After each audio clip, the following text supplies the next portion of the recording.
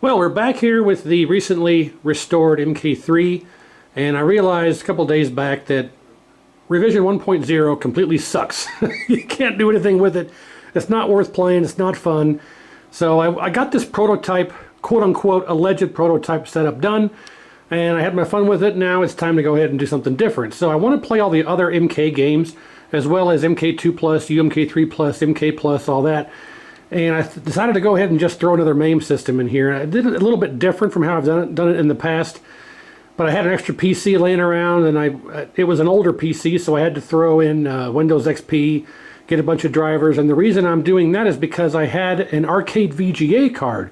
If any of you guys are still around or are from the olden days of Mame, there was such a thing at the time known as an arcade VGA card that output native 15 kilohertz RGB directly off the PC to an arcade monitor in all of the game's native resolution outputs. So no need for a converter, no need for anything. You just go right off the video card straight to your monitor, bing, bang, boom. So that's what I have in here, and it's only compatible with XP, I believe, up to Windows 7 maybe, but I just ran an XP computer in here, so I'll go over everything here shortly. But something else to consider is that there is no current version of Mame that supports the MK Plus games, MK Plus, MK2 Plus, MK3 Plus. So there is a couple of guys, or maybe even one person, I'm not quite sure, who developed a homebrew version of Mame that does support the MK Plus games. And it's over there on the Test Your Might forums, and I'll put a link down below where you can download that if you want to play the Plus games on Mame. The current versions of standard Mame don't support it because it has extra ROMs. It doesn't. The Mame versions that are out there aren't programmed to look for the extra ROMs that are added for the Plus versions and blah blah blah. So I'm kind of getting a little bit long-winded here, but I went ahead and converted this to a Mame setup, and we'll talk about all the configurations and stuff and what it can play and things here shortly. But I did not do anything with this that compromised the original JAMA setup. You can see the PCB is still in here, JAMA harness is still in here, everything is still routed, nothing came out. All I did was disconnect. There is a connector here. Let's see if I can prop this up for some light. This original connector, going to be tough here. Stay there. Okay. So this originally plugged into the power supply there, and this other end plugged in right there. So I was able to get a proper replacement connector and put a couple of pins on the wires here for this old, really old, like 30-year-old power strip, and properly connect this to the original connector there for the cabinet that this used to plug into here, which ran to our power supply. So our power supply is now not plugged in anymore, which means our PCB is not plugged in. None of the JAMA stuff is working. But the monitor and this 2.1 speaker system is plugged into this. So when you turn the switch on the cabinet, it turns on the monitor like normal, and it turns on this power switch strip, which turns on the computer, or provides power to the computer. We'll turn on the computer on here shortly. And it also provides power to this 2.1 system where the speakers the wires that are coming out of the back of this little sub run straight up and connect directly to the cabinet speakers. And the original cabinet speaker wiring is still intact up there at the speakers. So you can actually convert this back to a fully functional JAMA setup in less than 5 minutes. And we'll get up to the control panel here shortly, and I'll explain that's part of it too. But this computer in here has an arcade VGA output. There's the actual video output right there off of the, it's still a 15 pin, no, it's a 15 pin sub D, and it goes to this connector here because we have to amplify the voltage on the output. So any standard regular video output signal on a standard computer output video card is 5 volts. But the arcade VGA only outputs 1 volt because there are some arcade monitors out there that only get a 1 volt input. So in order to not damage the ones that run on, let's see, 5 volts, they don't want to put 5 volts to a monitor that only takes 1 volt input. Something like that. If I remember documentation from 20 years ago, that was the explanation. But the arcade VGA only outputs 1 volt on the video output signal. So you have to amplify that to 5 volts in order for the monitor to even get a signal that will turn on and give you a raster. So that's what this little amplification board is. It amplifies the 1 volt to 5 volts, and then it just runs right out here RGB straight to the monitor. So we have to use this in order to get an actual video signal. So that's the little adapter board for the 5 volts from 1 volt. The other end of this goes straight to the video card. Bing, bang, boom. And it outputs native resolutions. As soon as you load up the game, it automatically switches and up and does the original native resolution for each game. So that's fantastic. No need for a converter or anything. And as far as the control panel here, we'll open this up and you can see that I have to have this keyboard and mouse in here, and I'll show you why shortly. But I actually had an extra set of factory midway connectors here that I was able to reuse, and they run right here to the control panel. So all you have to do is disconnect these connectors that run to this iPack and reconnect these connectors right here with the factory JAMA connectors, and bam, you're all hooked back up for JAMA. So within 5 minutes you can have this reconnected with these and the power connector down there for the power supply, and reconnect the speaker wires that are going to the harness and all that, disconnect the ones I installed for the Mame. So in less than 5 minutes you can have this completely redone back to a JAMA setup. So nothing is sacrificed and nothing is spliced, nothing is cut, everything is good to go. So that's about it. There's not much else to it. Now I am going to run Maximus Arcade on this because that's just what I've used for many years. So I think what we need to do is I'm going to actually get this pushed back to the wall there, and we'll fire it up. And one other thing here before we do that is normally in the past I would drill a hole here.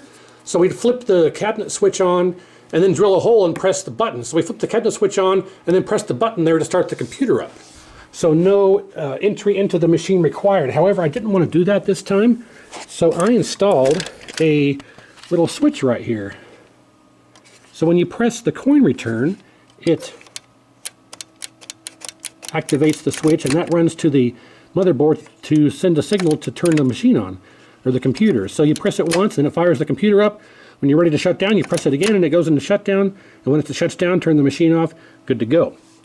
And then our volume control is, of course, right here like normal. So I'm going to turn this down a little bit. It was a little bit loud earlier. And yeah, so that's about all I have to do here. Okay. And that being said, I'm going to cut away here, get this pushed back in place.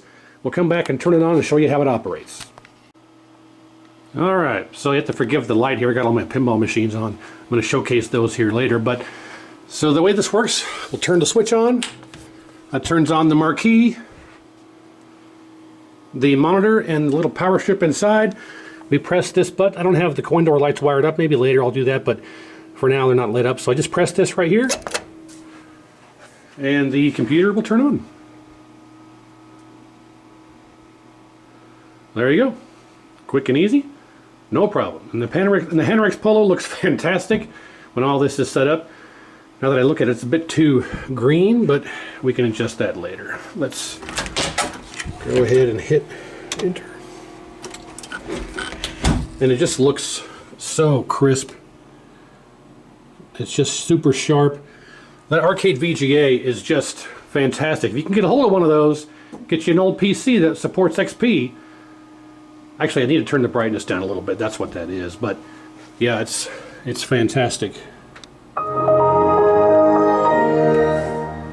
And this will boot up into Windows, and then it will go black, and it takes about 3 minutes here for the Maximus Arcade front end that I'm using to boot up. So I'm going to cut away, do a jump cut, come back when this is all loaded up. Okay, there it goes.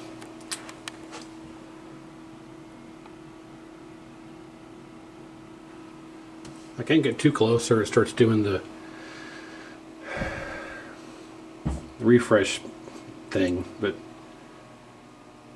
actually once this boots up past the Windows, once past the Windows screen, it's not too bright anymore. It must be just that screen. Anyway, so there you go.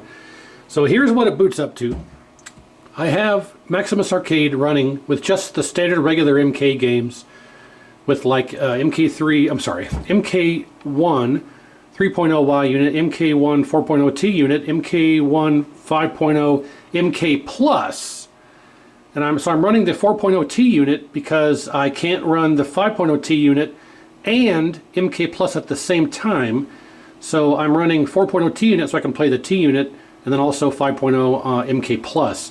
Then I have Proto 9.0, the Odd-In bootleg, MK2 2.1 to have fun with infinite bit battles and such, MK2 3.1 for standard MK2 play, MK2 Challenger for some old school stuff, MK3 2.1 to let run if I just want to have this running in the background with the original game that's supposed to be in here. I have MK3 2.1, and then the MK3 1.2. So all the original regular MK games except for MK Plus. Now I'm using MK Plus here because I'm able to take the original, I'm able to take MK Plus ROMs and overwrite the original MK 5.0T unit ROMs with the MK Plus ROMs, and it works. But that's the only one that does that. If you try and do that with MK2 or UMK3 by putting the Plus ROMs and write them over the original ROMs, it doesn't work. There are additional ROMs that the Mame is not programmed to recognize, so you will not be able to run those. It just doesn't work. So I use Maximus Arcade to play the regular version of the MK games. To play the MK2 Plus and UMK3 Plus, I have a different option here. But just to show you, we'll go here to MK Plus, and I hit player one start. I'm going to load MK Plus. Now this is not officially released. I have this because I'm part of the in crowd that has this, but it's not out there for availability like MK2 Plus and UMK3 Plus are. So it does give you a couple of errors here. Some of the ROMs are incorrect, but you just press left and right, and there you go.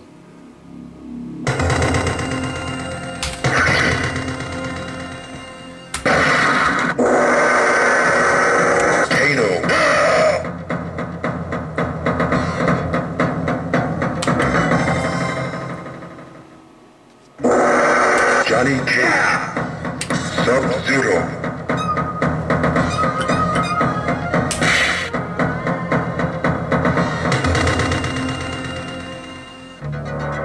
Fight. So I can press and hold player 2 start for like 4 seconds,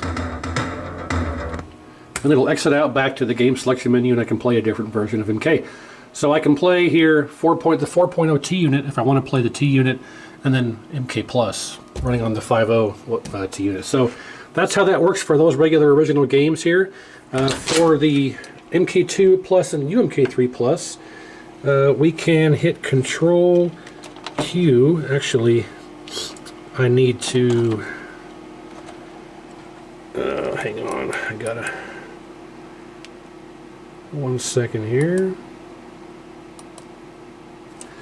Control Q will exit out of Maximus, and then I have to scroll here with the mouse and the keyboard and go to MK Plus Mame. So there's the standard MK Mame, which we just saw, and then MK Plus Mame.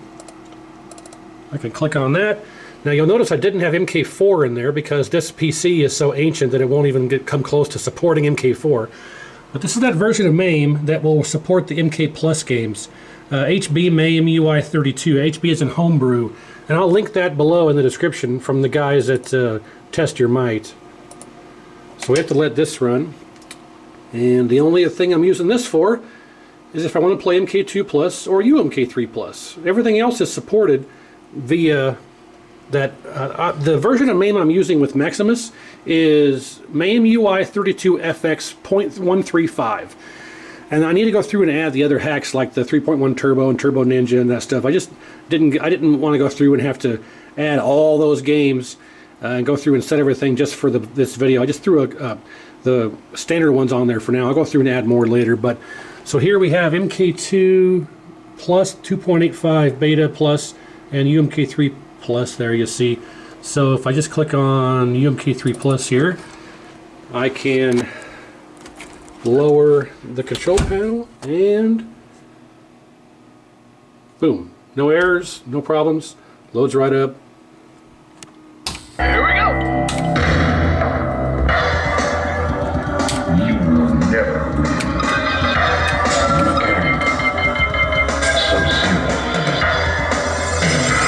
So there's the MK3 Plus. Lift the panel back up. Fight. Hit escape. And I can just go here and load up MK2 Plus. Just like so. Lower the panel. Hit start.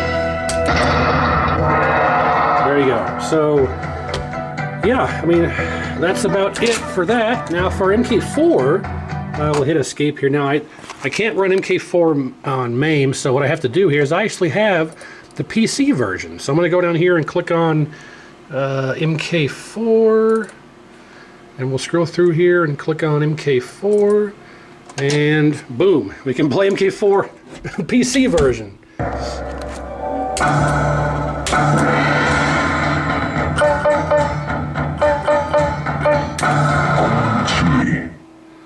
And it doesn't Choose your destiny. It's not perfect. You hear the audio's not working, but we can also play Goro on here.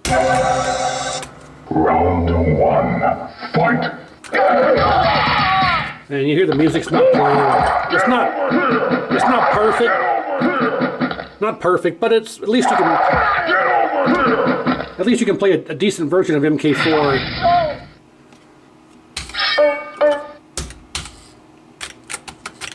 I gotta use the computer. So we're gonna have a quick match and hit enter, and go down here to exit game, and then it closes out. Then I can go back if I want to. Then I can just close all this out and click on Maximus 2.1 front end, Maximus Arcade, close it out, and close the control panel. And the Maximus will load here again, this time much quicker. There it goes.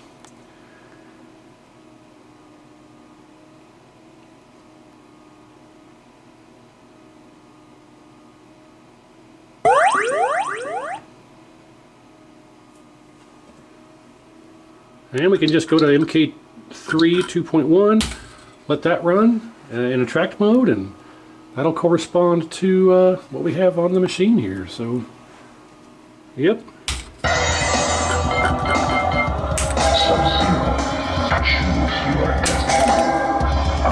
So,